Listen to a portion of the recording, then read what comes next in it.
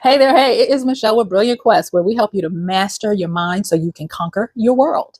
Now, stick with me because today I got a good one for you. And that is, I'm going to teach you how to identify two areas that might be getting out of control in your life. And I call them the C and C. And it has been where I have observed this in myself. And now that I see it in myself, I see it in others. And it's destructive. It's so destructive that there have been many ways and many books and many people who have talked about it over the years as a warning sign to us. And so I'm coming to give you a warning too. Be careful, because these two areas of your life, they seem so sweet, so innocuous, and yet they can be diabolical if you're not aware and you're not keeping them in check. So what is the CNC? The CNC is comfort and convenience. Now, think for a minute. When you think of comfort, you think of something that feels really good, that lulls you into a state of peace and calm. Yes? And there's nothing wrong with that. What is wrong with it is when you get to the point where you're constantly seeking it out and it is taking over. Or what about convenience? Convenience seems innocent enough.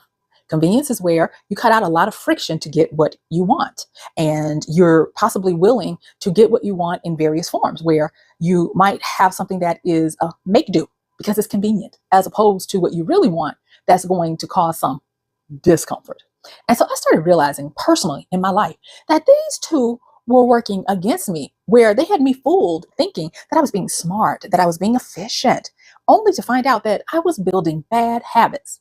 And y'all, you know, bad habits are not good, because bad habits are a slippery slope into addiction, into having a loss of control, where you can no longer do what you want because the habit that turned into a raging monster of addiction drives you. And so that's why I want to make sure that I share with y'all and let you know that they are tricking out on these streets. Okay, so let's deal with comfort first, and then we'll talk about convenience. And then I'm going to give you a few little practical points, like we do here, to help you to identify them and start working toward getting back into the front seat of the car and not letting them drive you around. All right, so I made notes. Yes, I did. I made notes. So I want to talk about comfort. And with comfort looks different ways at different times. It's like a chameleon. So you can go through seasons where one thing might give you comfort, and then after a time or a season, it doesn't. And you find yourself looking for something else.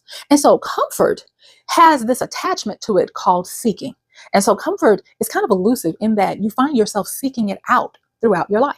Now, this is my personal opinion. This is not based on any research, but I believe that comfort is a necessary component in our lives. But I also have come to the understanding that comfort should be a reward and not a given, and that too much comfort ruins our lives. Now, stick with me. Don't say, Michelle, It all happened a couple of years ago when I was crying out in meditation and prayer, because there were certain things that I kept coming up against as a wall. And it's like, no matter what I tried to do, I couldn't get past that wall. Now, I'll tell you, it was a big project, a complex, convoluted project that I had made the plans for, the outlines, all of this stuff. And when I would go to enact it, I couldn't. And I would fight this resistance to the point where it overwhelmed me, and it made me very sad.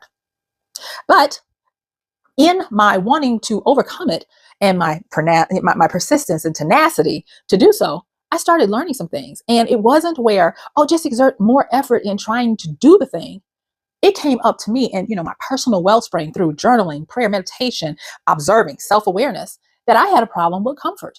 Now, who would have thought that comfort would prevent you from doing something that you really want to do, you've planned for, you're excited about, you have this quote unquote motivation, and when you go to enact it, you can't? Well, I'm going to tell you.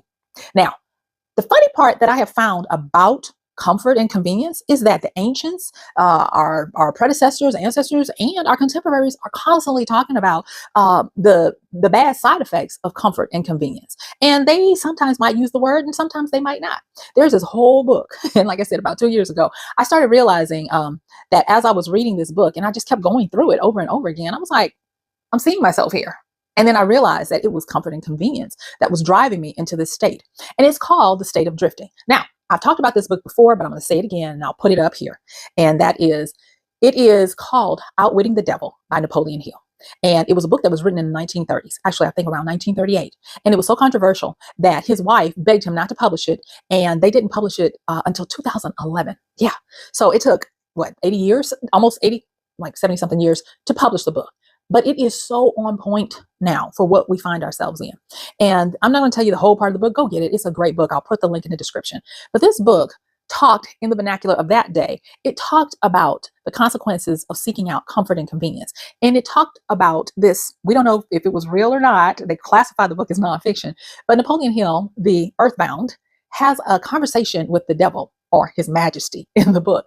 And the devil talks about how he can get 98% of people to fall into the throes of hell. And the main reason was through drifting. And with drifting means that there is an aimlessness to your life. There is no structure. There's no goal. There's no pleasure, desire to be sought. And he goes on to talk about this law of hypnotic rhythm. Now, the law of hypnotic rhythm smacks of the 7 laws, natural laws that you find in the Kabbalion, 2 in particular, and that is the law of polarity. And then there is the, which is basically the law of opposites. You know, for every right, there's a left, up, a down. You know, that kind of thing.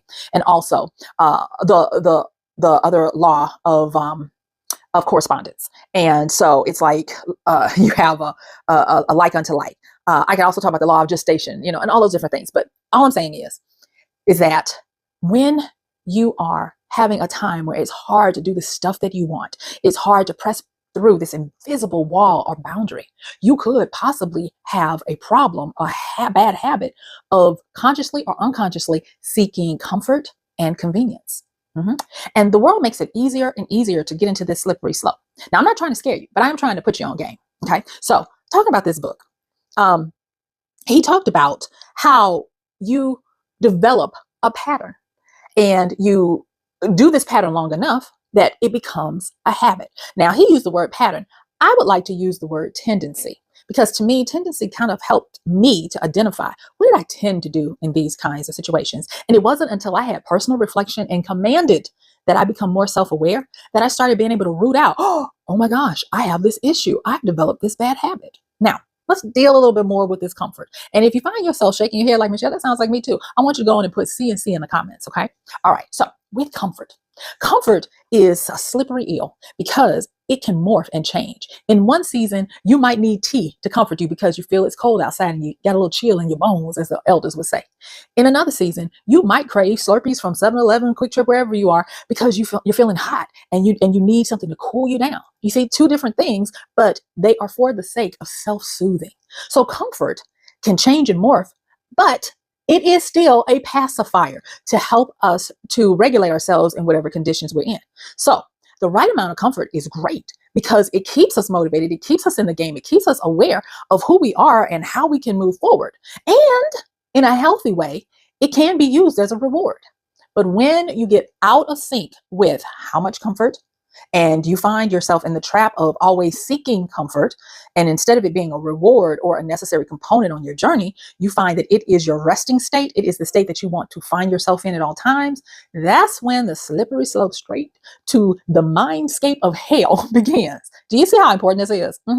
Comfort in the wrong application can become an addiction. It can become a pattern. It can become a hellscape where it will fight you. And you're not even aware that you're fighting against your developed dependency on comfort. All right. Now, in this book, Outwitting the Devil, Napoleon Hill also talks about to combat that, you must live what he called a life of determinacy. We would call this a life of intention, a life of perceived focus. But he used it, determinacy, meaning that you determine to do things with a conscious effort and that supersedes your need for comfort. Now, I will say this. Once you have gotten a taste of comfort, it is hard to go back to discomfort in whatever expression. Think about this. You live in your home. Hopefully your home is comfortable. And that is the word comfortable. You're used to running water, opening the doors, and there's food in the cupboards in the refrigerator, temperature controlled, safe from the elements. You are living in comfort. It is your respite. It is the domain of solace. It is where all is right with the world. Well, discomfort is when, not because you chose to, but because you have to go rough it in the wilds. You're camping, you're living in a car and survival. You're doing all these things. That is discomfort. But the funny thing about how we move in this world is that when you become aware of when comfort is of your choosing and is used properly, and then when you can you wield it, if you will, like a sword for your benefit, those same two examples that I just said about comfort being in the cushiness of your home as opposed to roughing it in the woods and in the wild, you can use adaptability to become comfortable there. And what, like I said, what I noticed is comfort is a slippery eel that can change in and out, but it is the pacifier that helps us to be okay with our situations. And so rewiring comfort is going to be one of those big things. Now stay with me, okay? What I'm saying at this particular point that I'm making, I got notes, is that when you find that your seeking of comfort is attached to the cushiest, the lowest friction or fight back from your world, and that is your baseline, you might have a problem. You must be able to apply the ingredient of adaptability to comfort to see if you have found yourself in this trickery of addiction, of the habit of always seeking comfort. When you seek comfort, that becomes your pacifier, becomes the I can only do stuff if I have this or that. You extradite, you truncate, you cut off your ability to do new things. Why? Because in the newness of the unknown is, you guessed it, uncomfort. The mind itself even has enough common sense to know that the unknown contains the element of discomfort. Why? Because you don't know what's going on and you can't control it. So there must be some discomfort out there of the unknown. And comfort is all about seeking a level that you feel good and that you can control. And so now, going back to me wanting to do this new project and step outside my comfort zone, do you see why that invisible wall was fighting me? Well, not today. And the reason why is because once you start to realize that you've developed this habit of seeking comfort in a way that you can control, in a way that does not create any friction for yourself or against yourself, you start to notice that you become stagnant, stale, unmovable. And if you're not moving, and when I say moving, I'm not just talking about in actuality of locomotion movement. I'm talking about movement in your mind, in your world, in what you can do. You become fragile, you become frigid, you become rigid, you become highly breakable. Story time. I had, back in the day, I had to do some continuing education credits for counseling, and I would go to this, it was like it was called an intensive for therapists, and we would go and we'd spend this long weekend from like Thursday to Sunday, Monday, something like that. But anyway, it's about like 4 or 5 days, and they would put us through all these crazy things. I mean, oh Lord. Anyway, it was a lot, and you just never knew what kind of exercises they were going to do. You never knew who was going to be like, well, I got a problem with you, and we got to do a clearing and all this, any stuff. Anyway, I remember when I first went, I'm, getting my accommodations, and I'm like, well, what room am I going to be in? They're like, you're going to be in the main room. I'm like, what main room? So they had like these dormitory style accommodations where you would just sleep in bunkhouse, kind of like row house, if you will, where it would just be all these beds lined up upstairs, and you're sleeping next to somebody you don't know. I'm like, oh my God, I can't do this. Showers. Yeah. And I'm like, I have worked too hard to have to share. And I mean, I asked for hotels. How far the hotels were? They like, well, the hotels are going to be about 12 miles away, and that's not going to be convenient, because I was like, oh my God. So they wanted you to stay on the grounds and all of this.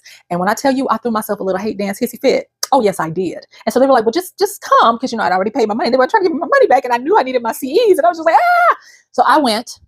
And it was discomforting and discombobulating the first night. But I was like, Michelle, you here, you got 3 more sleeps or 4, whatever. So you better make do. And guess what started to happen? My discomfort started to ebb away. Because for one, I became familiar with it. For two, I became adaptable. And that's one thing about us, thankfully, that we are highly, highly adaptive. And I'm grateful for that. And it taught me that you can morph discomfort into comfort for what you need. But you have to be willing to go into the unknown, to try something new, to let go of your need of control for everything, and to be okay with it being better for you to advance than for you to know everything. Okay. So I want to say just a few more things about comfort, because I don't want this, to go on too long. But one of the things that is so bad about this kind of comfort is that it can become an addiction. And the reason why is because, and I'm reading from a note, she goes, it starts to put you on a path where you avoid the necessary things. It can get so bad that you would rather go and eat something that's unhealthy and quick and convenient. I haven't forgotten, we get to convenient in a minute, and convenient instead of something that's nutritious, because it causes the discomfort of you having to get up, cook, use your brain cells to think about what you're going to eat, and use more effort to get that nutritious meal instead of the easy bag of chips or popcorn or pizza or whatever it might be. And so that is horrible. And that is how you get into this mindscape of hell where you can't do something because your seeking of comfort has gotten out of hand and out of control. And then you start to find that your life is on autopilot, but not in the right way. The more you seek out comfort, the more you find that you're numbing yourself and you're detached, and it's harder to feel something for life because you're so busy trying to create this stasis, this standstill, this pacifier of you want to control and you want to feel nothing that's painful, feel nothing that's discomforting or discombobulating. Okay, so I think you've gotten the idea of that. So now let's talk about convenience. Think about a convenience store. Think about a gallon of milk at the convenience store as opposed to your grocery store. It's going to be sometimes exponentially higher. Why? It's because of, you guessed it, the convenience. The convenience is the shortcut. It is the easy, quick, shortest path to something. And the equilibrium of the world requires something that if you're going to go just run into your local convenience store, pick up the gallon of milk, take it to the counter, pay for it, be back in your car, you're going to pay for that. You're going to pay because hopefully you have a perception that you save time. Hopefully you're going to have the perception that you save the mental drain of going all the way to the back of the supermarket to grab the milk and then walking all the way back up and standing in line and paying for it. That you're going to have saved yourself, you guessed it, the discomfort of going out and doing this. Okay. So convenience is very expensive, but it works hand in hand with comfort because it's the shortest route to get you to comfort. Convenience foods come to mind. When you think about it, they don't require that you cook them. You might heat it up. They don't require that you spend a lot of time thinking about what goes into them or the making of it. And thus you pay. You pay for overly processed foods that behave in a consistent way, have a long shelf life, and does God knows what to your body in the long run. But hey, you got that convenience. You saved yourself some time, some money, some learning skills, some physical effort. All right. And so with convenience a lot of times is too high of a price to pay all the time when you find yourself constantly seeking convenience and seeking comfort. So I promised you that I was going to give you a few things to help you. Number one, if you are suspecting that you are in this cycle of comfort, the first thing is to either become aware or to ask someone to help you to become aware. And the way you do that is look and see, are there areas of things that you want to do, but you just can't do it or figure out what this invisible barrier is? Now, disclaimer, we are not practicing medicine. We are not trying to give you any kind of medical advice. See your doctor, see your therapist. I am simply saying that this is a starting point for you to become self-aware. It might be that you have developed this habit of self-soothing in the form of convenience and comfort that is causing inhibitory responses to the things that you want to do in life. Okay, so self-awareness.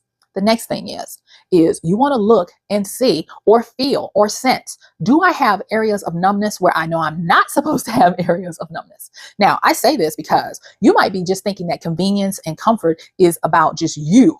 It might be societal. It might be familial. It might be in relationship. How many times can you think of that you may have found yourself staying in a relationship because, you guessed it, it's convenient and comforting in a way you know? Not necessarily the way that's good for you, but the way you know, as opposed to branching out and doing something different in the unknown. That's going to probably cause you some discomfort up front, where you might feel awkward. You might be afraid and scared to branch out on your own. You might be fearing loneliness. What does it say? The devil I know is better than the one that I don't know. If you're finding yourself with that might be a starting point, Big Sis Michelle is here trying to help you to stop sabotaging things in your life that you know you want and that things are good for you to want. All right. And then the last one is when you are looking at, like I said, check my notes again. And when you are looking at coping with some of the coping skills of getting out of the habit, the habit of the rhythm of always seeking out convenience and comfort, is challenge yourself. And when I say challenge yourself, take it in baby steps. One area that I find a lot of people, whether they can call it this or not, but one of the areas I find is by finding something new to do in the areas of hobbies or volunteering. You see, because that does not have a large assumption attached to it by way of livelihood or reputation, when it comes to taking care of yourself. So it might be that instead of doing the normal, now they call it bed rotting, where you stay in the bed all the time, instead of bed rotting, maybe go and see something. I'm gonna tell you guys one that is amazing. Like I said, I write a lot of sci-fi and fantasy, and there's this genre that I'm writing in right now. And so on Fridays at noon, they have these gatherings where people play these card games called Magic the Gathering, and it's the precursor to these fanciful board games. And just by going and watching them, not asking questions, but just watching and observing is a way that I get out of, these areas where I start to identify, oh, I'm falling into that comfort trap again. And the reason why is because I'm still learning the game. It's very awkward for me. A lot of times I'm watching something where other people are like, ooh, and I don't know what's going on. And I'm like, okay, eventually I'll catch on, I'll learn, because, they're really concentrating. You don't want to be, that person asking all the stuff, but it helps. And it's something, like I said, that doesn't require a lot, but there is a certain amount of discomfort because you got to get up, get dressed. You got to go drive there. You can stand, because a lot of times they don't have a place where you sit, you're standing, you're watching, you're observing in a totally different atmosphere of people who are well engrossed into this community and understand. So I'm fighting, feeling like an outsider, but it helps and it breaks up those cycles of that. The next thing I want to say is be aware that the more you self-soothe through comfort and convenience, you run the risk of alienation. And we don't want to become socially alienated because seeking of comfort and convenience closes down the window of what you can handle more and more and more. So I want you to be aware of that as well. All right. So when you